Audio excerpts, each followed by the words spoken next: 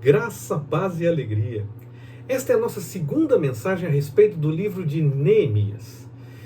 Nós vamos avançar um pouco mais na questão agora da parte de estudo, pensando na questão de uma possível data, ou pelo menos tentarmos nos aproximar de uma data onde alguém colocou o ponto final nesse texto de Neemias.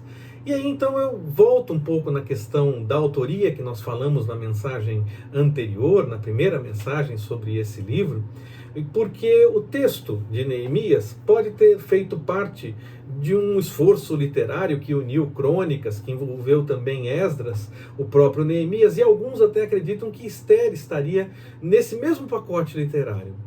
E ainda que eu entenda que Crônicas e Esdras, sim, estejam mais próximos dessa união, até porque um começa do jeito que o outro termina, e parece então que houve uma separação para contar de forma específica outra parte da história.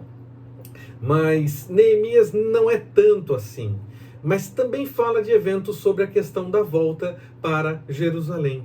E fala também de eventos em alguns momentos, também durante o tempo de Esdras. Não é o tempo todo que Esdras e Neemias estão juntos na mesma história, mas em alguns momentos sim, eles aparecem juntos. No livro de Neemias, Esdras também é citado. Mas ainda que o texto não tenha feito parte de um pacote junto com Crônicas e com Esdras, é sim um texto que serve historicamente de continuidade para contar a história, para seguir contando como as coisas aconteceram, para reforçar aquilo que se defendia como o correto, que era buscar a vontade do Senhor, deixar o erro para poder fugir daquilo que poderia de novo ser um novo exílio, uma nova dificuldade. Então era necessário seguir a lei para viver a bênção que a lei definia, fugir da maldição que a lei definia para aquele que deixava de buscar a vontade do Senhor. Então, para chegarmos então a essa data, nós temos algo próximo do que nós falamos também em Esdras, falamos em Crônicas, nós temos algo por volta do ano 400 a.C. Mas isso tudo é por volta, não há como definir exatamente uma data. Se realmente é um pacote literário e todos saem juntos do forno, por assim dizer, os livros são confeccionados de certa forma próximos uns dos outros, então nós temos essa data, porque é a data aproximada, pensando naquela questão da genealogia de Crônicas, da genealogia da 10ª geração do rei Joaquim, quando fala de Anani. E aí, fazendo uma conta aproximada, nós temos algo próximo ali de 400 a.C., um pouco antes, um pouco depois, para alguém colocar o ponto final nesse texto. E é importante, então, termos mais ou menos essa ideia, com base na questão de estudo, para pensarmos num estudo a respeito de Neemias, porque isso mostra a preocupação de quem se dedicou para escrever esse texto, de quem se preocupou para colocar essa obra em ordem, inspirado pelo Espírito Santo, para nos trazer informações importantes, e aqueles que conseguem se aprofundar um pouco mais, indo na questão do original, olhar no hebraico e essa coisa toda, podem notar algumas características de determinado período da história, de formas de se falar, de formas de se escrever, e que então apresenta mais ou menos essa época, mais ou menos esse período histórico.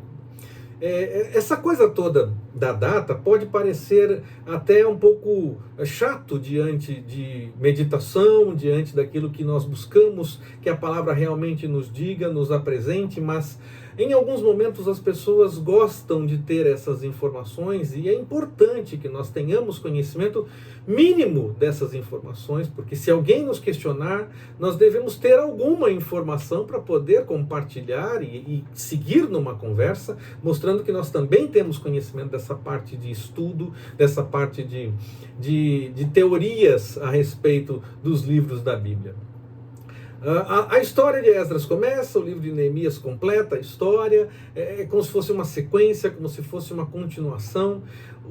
A questão é, o livro de Neemias fica pronto antes da Septuaginta a se tornar realidade, antes da tradução do hebraico para o grego do Antigo Testamento.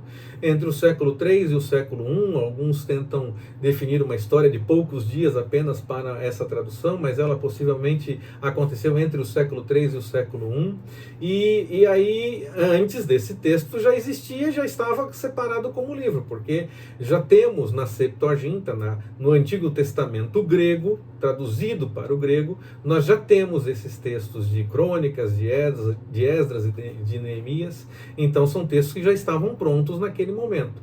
Tudo indica que por volta do ano 400, um pouco antes, um pouco depois, 400 a.C., o texto estivesse com o seu ponto final em ordem. Quem terminou o texto terminou por volta dessa época. Neemias era um copeiro do rei, como nós falamos na mensagem anterior. Ele estava na Pérsia, na corte do rei Artaxerxes, e aí quando ele sabe da situação em Jerusalém, ele ora, busca o Senhor e aproveita a oportunidade que o rei lhe dá de contar a situação e interceder por alguma coisa, porque é claro, quando se apresenta algo para o rei, não se espera outra coisa que não uma atitude. O rei pode até dizer, não estou nem aí. O rei pode até fazer isso, mas ele vai ter uma atitude diante do que é informado para ele. No caso, não. No caso, o rei se preocupa com Neemias e ainda dá a ele a chance de buscar todas as coisas e colocar todas as coisas em ordem. Ele vai para Jerusalém, depois de um tempo ele volta para a Pérsia, e aí, mais uma vez, ele volta para Jerusalém, depois de um tempo, para poder seguir com as coisas que ele tinha que fazer ainda naquele local, lá na terra de Jerusalém, terminando as coisas que ainda estavam pendentes quando ele deixou a primeira vez aquele lugar. Ele cuida de todas as coisas, ele vai com as devidas autorizações do rei, o rei dá toda a liberdade para ele agir, o rei reconhece que ele tem direito de fazer o que ele tem para executar naquele local, dá as autorizações, encaminha com tudo em ordem, e ainda assim ele teve que enfrentar a oposição. Muitas vezes as coisas estão em ordem, nós já temos a impressão de que estamos com tudo certo para fazer o que devemos fazer em nome do Senhor, e ainda assim a oposição se apresenta, alguma dificuldade se coloca diante dos nossos olhos, e aí nós ficamos preocupados, nós ficamos inquietos. Neemias nos mostra que mesmo nas situações mais em ordem, mais acertadas, com tudo resolvido, com tudo encaminhado, ainda assim podemos enfrentar dificuldades e devemos enfrentá-las sim para buscar a solução. Se nós temos certeza que estamos fazendo em o nome do Senhor e não seguindo apenas o que nós queremos, se nós estamos fazendo aquilo que é a vontade do Senhor, Ele próprio vai nos dar a força e a direção para que possamos executar aquilo que temos para fazer. Não devemos esmorecer diante das dificuldades, diante das perseguições, diante dos problemas que se levantam. Antes devemos, com ousadia, seguir em frente, realizando a obra do Senhor, fazendo com a certeza de que estamos fazendo em o nome do Senhor. E se for necessário usar de estratégia para poder enfrentar as dificuldades, nós devemos enfrentar usando as devidas estratégias que o Senhor mesmo nos dê. Neemias é chamado para fazer algumas coisas e diz, eu não vou não, não vou não, eu tenho mais o que fazer aqui.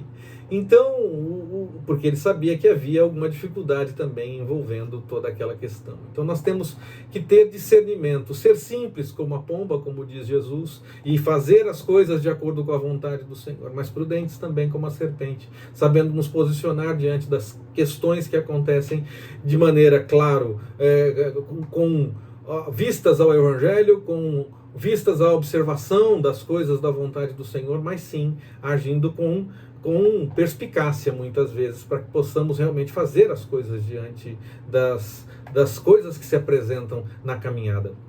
Durante o tempo de reorganização, Neemias mostra que não está preocupado apenas com a construção em si.